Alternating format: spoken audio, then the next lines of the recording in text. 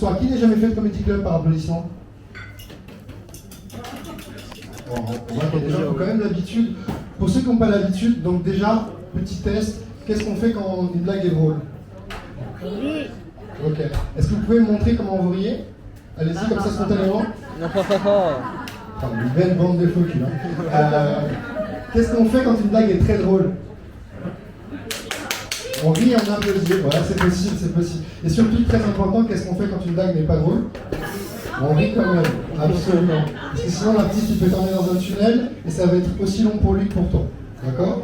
Donc il faut encourager. On veut de la bienveillance ce soir. La soirée va se passer comme ceci. Bon, moi, je suis Alexandre, votre maître de cérémonie. Après moi, des artistes vont se succéder. On en aura 3. On aura un petit entracte de 15 minutes si vous avez envie de recharger un peu vos bières ou autre chose. Et on finira la soirée après. Voilà. J'espère que vous êtes chaud. Là-bas, la partie droite, là-bas, la partie droite. Je voudrais que vous fassiez du bruit. Juste vous. C'est pas mal, c'est pas mal. À gauche, je voudrais que vous fassiez du bruit, s'il vous plaît.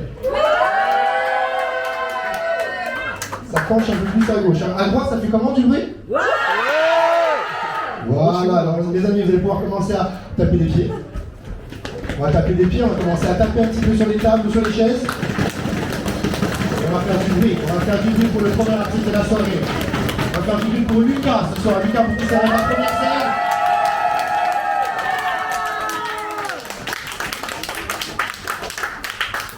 Bonsoir tout le monde. Donc c'est ma première fois ici. Donc comme il a dit Alexandre, je perds ma virginité. On m'a dit qu'il fallait tenir au moins 8 minutes. Généralement je tourne autour de 30 secondes. Et quand c'est la deuxième, c'est 35. Donc bon, compliqué. Donc d'abord je vous remercie Alexandre. C'est grâce à lui que je suis ici ce soir. Donc voilà, bon, t'as été un peu fou parce que tu me connais pas. Tu m'as jamais parlé, je m'envoie sur scène. À tout moment je prends un coup de folie, je fais n'importe quoi. Bon, je vais me présenter. Théoriquement, vous ne me connaissez pas, puisque moi-même, je ne me connais pas non plus. Selon mes parents, je m'appelle Lucas. J'ai 21 ans, vous aurez pu le dire tous, mais vu que je suis d'origine portugaise, les Portugais sont connus pourquoi? Pour les pôles. J'ai sûrement plus de pôles que vous tous réunis dans la salle. Donc ça ne passait pas au niveau de la carte d'identité. Et du coup, voilà. Donc être portugais en Corse, c'est très compliqué. Donc les Corses, des fois, vous faites un peu des reproches. Ah, il n'y a que des immigrés, ah, on n'en peut plus. Et la dernière fois, j'étais à Corté, je faisais mes courses, et je sortais du magasin.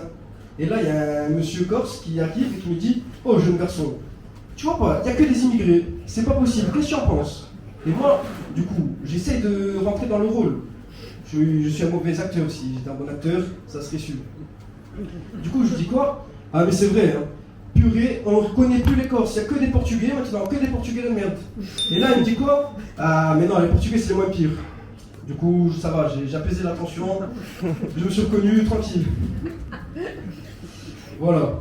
Après, j'avoue, nous les Portugais, je pense qu'on est un peu comme les Marocains, les Algériens. On a beaucoup de points en commun. Je pense qu'on est même les Arabes d'Europe. C'est un carnage. Pourquoi je dis ça? Bon, les Marocains et les Algériens, avant, c'était en voie d'expatriation. Ils venaient tous, un peu comme nous. Et là, avec les temps qui courent, au niveau de la politique, à mon avis, dans pas longtemps, on est en voie de disparition. Voilà. Et moi, j'ai essayé de contrer ça. J'ai demandé la nationalité française, mais comme j'échoue dans tout ce que je fais, d'ailleurs les études, là, à mon avis, c'est foiré, j'ai fait la demande. Et là, on me demande de faire le test, on me pose 3 questions. C'est 3 dates, j'ai raté les 3 dates, j'ai raté la nationalité française. C'est un truc de fou. C'était sur la Révolution et tout, j'arrive pas à retenir la date d'anniversaire de ma mère, donc la Révolution, tout ça c'était fini. C'est compliqué. Enfin bref, après être portugais, dans la vie de tous les jours c'est vraiment compliqué, on est connu pour énormément de stéréotypes. Le premier c'est qu'on est très poilu, et moi les stéréotypes je les ai tous, surtout lui. Donc moi je suis très poilu, à chaque fois que je m'épile, j'ai l'impression que ça pousse à l'engrais. Je ne sais pas comment c'est possible, et tous les 3 jours, c'est chaotique. Et la dernière fois, je ramène une fille chez moi. J'arrive à l'étape finale. Donc j'arrive à faire autre chose que jouer au homo. J'arrive, elle commence à vouloir fouiller en bas. Elle fouille. Elle trouve rien. Je croyais que c'était la police douane. Je sais pas ce qu'elle cherchait. Et d'un coup, elle me dit quoi? Mais tu n'as pas des origines brésiliennes, toi? Parce que je comprends pas. On dirait que c'est la forêt amazonienne ici. C'est un chaos. Je sais pas, à un moment donné, j'ai cru que c'était Mowgli. Je sais pas, elle se baladait de liane en liane. C'était Mowgli à la quête du Saint Graal. C'est un carnage. Merci beaucoup, merci. Mais ce problème, il n'a pas dire, moi depuis jeune j'ai des poils, c'est un carnage. Depuis petit, je crois que je suis né, j'avais déjà des poils. Je sais pas, j'ai pas d'image, mais à mon avis, ma mère ne veut pas dire, je sais pas. Elle cache des trucs. Mais du coup, déjà au collège, j'avais des poils, c'est un carnage. Et avec mes potes, eux, ils donnaient des noms à leurs engins. Il y en a un, il avait appelé Didier Drogba. Pourquoi? Il avait la même couleur de peau que Didier Drogba. Elle était puissante, elle était efficace. On sait qu'à chaque moment, c'était chirurgical. Quand il tirait, c'était pour marquer. Il y en a un autre, d'ailleurs, il est présent ce soir. Allez, c'est bon. Il fallait qu'il Il la a sorte. appelé Zlatan Ibrahimovic. Pourquoi? Pareil, imposant, charismatique, et au bout, ça faisait un petit crochet, comme son nez. Et moi, Comment sa je vais vie, prendre ça? l'histoire, elle s'appelle comment la tienne? Moi, le problème, c'est qu'elle est toute petite. Il y a plein de poils, on la voit pas. Du coup, j'ai pensé à quoi? Lionel Messi. Il est petit et il se cache dans la surface. On le voit jamais. Et au moins, c'est efficace. Enfin, ils ont cru que c'était efficace. En vrai, ça l'est pas. Merci beaucoup. Mais ce problème, il persiste encore aujourd'hui. Actuellement, je parle à une fille, bon, je pense que c'est Greta Thunberg 2.0, elle doit militer pour l'écologie ou quoi. Mais du coup, pareil, avec mes potes, eux, avec leurs copines, ils donnent des noms à leurs machines. Donc il y en a un, c'est King Kong.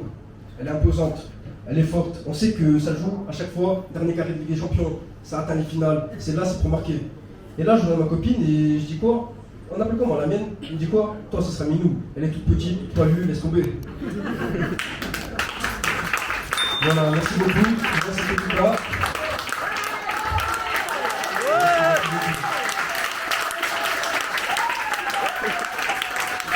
Et maintenant, je vous demande de faire un maximum de bruit pour Marika, la prochaine artiste.